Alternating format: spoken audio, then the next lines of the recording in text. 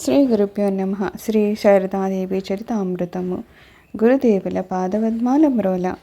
యోగిని మాతను చూసిన ఒక సంఘటన గురించి ఇలా చెప్పింది. మాతృదేవి మొదటిసారిగా దక్షిణేశ్వరం వచ్చినప్పుడు సమాధి స్థితిని అనుభవించి ఉండలేదు. శ్రద్ధగా ఆమె జపము ధ్యానము చేసుకునేవారు. ఆయన సమాధిలో మగ్నమైనప్పుడు మేము విన్నది లేదు. మారుగా ఆమె గురుదేవులతో ఒకే గదిలో నివసించిన రోజుల్లో వారి సమాధి స్థితులను చూసి భయభరితురాలవడం మాకు తెలుసు. నేను ఆమెకు పరిచయం అయిన తర్వాత ఒకరోజు నాతో, యోగిన్, నువ్వు నాకు ఒక సాయం చేసి పెట్టాలి. నాకు సమాధి స్థితిని అనుగ్రహించమని గురుదేవులకు విన్నవిస్తావా? ఆయన చుట్టూ భక్త బృందం సదా ఉంటూనే ఉంది. అందువలన ఈ విషయం ఆయనతో అసలు మాట్లాడలేకపోతున్నాను అని అన్నారు.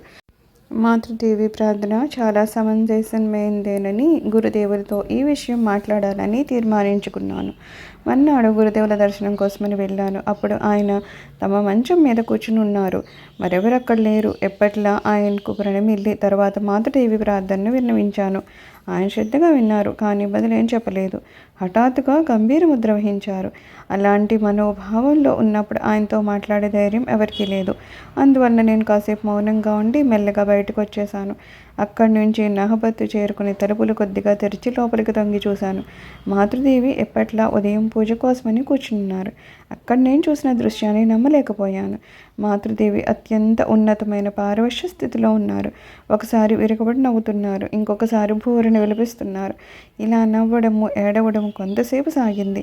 ఆమె కళ్ళ నుండి ధారలుగా నీరు స్రవిస్తోంది. మెల్లమెల్లగా ఆమె బాహ్య స్మృతిని కోల్పోయి అంతర్ముఖురాలైంది. ఆమె ప్రగాఢ సమాధి స్థితిలో నెలకొని ఉన్నారని నేను గ్రహించగలిగాను. మెల్లగా తలుపులు మూసి బయటకు వచ్చేశాను. చాలాసేపు గడిచిన తర్వాత నేను ఆమె గదికి వెళ్ళాను.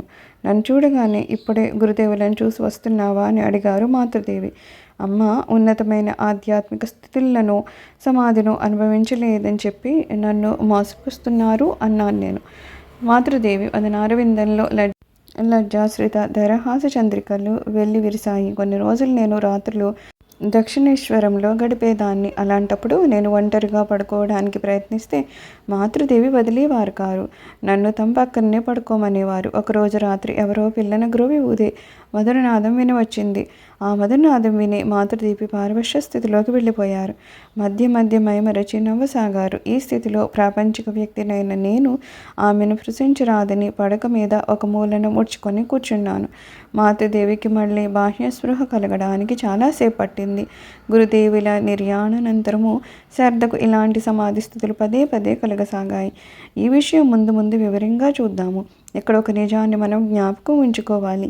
ఉన్నతమైన ఆధ్యాత్మిక జీవిత పర్యవసానంగా పరవశ స్థితులు, దివ్య దృశ్యాలు అన్యమవడం నిజమే. కానీ ఇవి దొరికినప్పుడు మాత్రమే ఆధ్యాత్మిక పరంగా ఉన్నతుందని మనం పరిగణించకూడదు. సాధకుని స్వభావానికి తగినట్లుగా కొందరికి ఇవి సిద్ధిస్తాయి, కొందరికి ఇవి కలగకుండా కూడా పోవచ్చును. కానీ యథార్థమైన ఆధ్యాత్మిక ఉన్నతి సారము వారి ఆంతరిక జీవితం పూర్తిగా మారిపోయి ఉన్నతమైన చైతన్య స్థితులను చేరుకోవడమే. అనుభవపూర్వకమైన వచనాలు దీన్ని స్పష్టం చేస్తున్నాయి. ఒకతనికి భగవంతుని అనుభూతి కలిగితే ఏం లభిస్తుంది? ఆ వ్యక్తికి 2 కొమ్ములు మొలుస్తాయా ఏంటి? లేదు. అతడి మనస్సు పరిశుద్ధమవుతుంది. పవిత్రమైన మనస్సు ద్వారా జ్ఞానం సిద్ధిస్తుంది. ఆధ్యాత్మికపరమైన తరఫీదుతో పాటు నిత్య జీవితంలో అనుసరించాల్సిన విషయాలను కూడా గురుదేవులు శారదకు బోధించారు. వారసగిన 1-2 ఉపదేశాలను చెప్తే ఈ సత్యం బోధపడుతుంది. గృహస్థ జీవితంలోని అతి మామూలు విషయాలను కూడా ఆయన తృణీకరించలేదు. ఏ వస్తువునైనా సరే ఉపయోగించిన తర్వాత అలక్ష్యంగా అటు ఇటు పడేయకూడదు.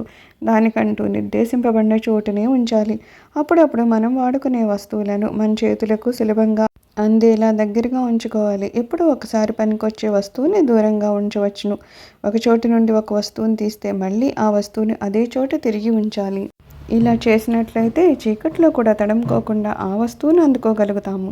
ప్రయాణ సమయాల్లో పడవలోనో బండిలోనో ఎక్కేటప్పుడు ముందుగా ఎక్కాలి, దిగేటప్పుడు చివరిగా దిగాలి. అప్పుడే సామాన్లన్నీ సరిగ్గా ఎక్కించామా దింపామా అనే విషయాలన్నింటినీ గమనించడం సాధ్యమవుతుంది.